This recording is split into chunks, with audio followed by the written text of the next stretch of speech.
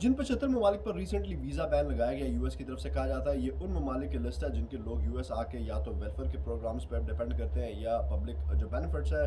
ان پر اپنا گزارا کرتے ہیں، اس لیے ان لوگوں پر جو ہے بین لگا دیا گیا ہے۔ سو ہر ملک کے حوالے سے یہ بات ٹھیک ثابت نہیں ہوتی، کچھ ممالک کے حوالے سے جو ہے بات ٹھیک بھی ہوگی۔ میں آپ کو کویت کی مثال دیتا ہوں جو کہ one of the richest country ہے پوری دنیا میں،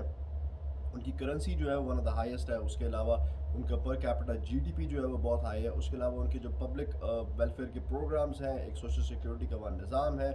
جابز کا ایک نظام ہے، یا حکومت جو ہے جس طرح سے لوگوں کو سبسڈائز گھر دیتی ہے، یا اس طرح کے جو بھی معاملات ہیں، بہت ساری آسانیاں اور بہت ساری سہولتیں جو ہیں وہ لوگ اپنے لوگوں کو دیتے ہیں۔ تو اس طرح ان لوگوں کو یہاں پر آ کے پبلک ویلفیئر کی چیزیں لینے کی اتنی کوئی ضرورت نہیں ہے۔ یو ایس حکومت کے ان کے ساتھ ٹائز دیکھیں تو وہ بھی بہت ہسٹوریکلی بہت اچھے ٹائز ہیں۔ اس کے علاوہ اگر ملیٹریلی دیکھیں تو امریکہ کے جو ڈیفنس کے معاملات ہیں وہ بھی کویت کے ساتھ ٹھیک ہیں۔ جس دن یہ ویزا بین کا اعلان کیا گیا تھا اسی دن ان کو $800 ملین کی جو فوجی ساز و سامان ہے وہ بھی دینے کا اعلان کیا گیا تھا۔ سو سارے معاملات ٹھیک ہیں۔ سو ناٹ نیسسریلی کہ پبلک بینیفٹس کا کوئی معاملہ ہے، کچھ ایسے معاملات بھی تھے کہ جس میں کچھ ممالک پہ جو ہے وہ پولیٹیکل پریشر جو ہے وہ بھی ڈالنے کی کوشش کی گئی، جس میں اگر میں کویت کی ہی بات کروں تو کویت کے بہت اچھے ٹائز ہیں ہسٹوریکلی ایران کے ساتھ، بہت بڑی ایک شیعہ پاپولیشن ہے جس کی وجہ سے حکومت کو پریشر پڑتا ہے کہ وہ ایران کے ساتھ اپنے معاملات ٹھیک رکھیں۔ اس کے علاوہ بہت ساری ایسی تنظیمیں ہیں کویت میں جو کام کرتی ہیں،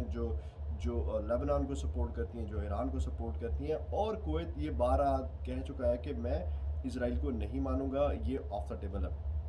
سو جو چیز سمجھ میں آتی ہے وہ یہ ہے کویت کے حوالے سے کہ اس پہ پولیٹیکل پریشر ڈالنے کی وجہ سے جو ریسنٹ واقعات ہوئے کہ آئیں اپنی پالیسی کو چینج کریں، ٹیبل پر آ کر بیٹھیں اور اسرائیل کو مانیں اور اس طرح کی جو چیزیں کریں۔ سو ایک بہت ہی سمجھ آنے والا ریزن ہے وہ یہ ہے۔ اس کے علاوہ ریسنٹلی جو ایک غازہ بورڈ بنا اس میں بھی جو ہے کویت کے امیر کو دعوت دی گئی، جس میں کویت کے امیر نے اس کو ایکسیپٹ کیا دعوت کو۔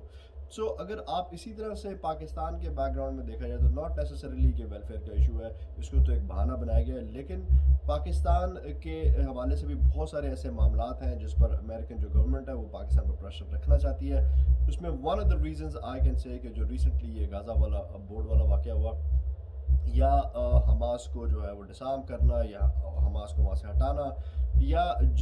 جہاں تک پاکستان کمٹمنٹ کرنا چاہتا تھا پاکستان کو کھینچ تان کے اس سے آگے لے جانے کی کوشش ہے، کیونکہ اگر ویزا بین ہوگا تو اوبیسلی لوگوں کی جو لائف تنگ ہوتی ہے، پاکستان کی گورنمنٹ کی لائف تنگ ہوگی، پاکستان کے آفیشلز ان کی لائف تنگ ہوگی۔ سو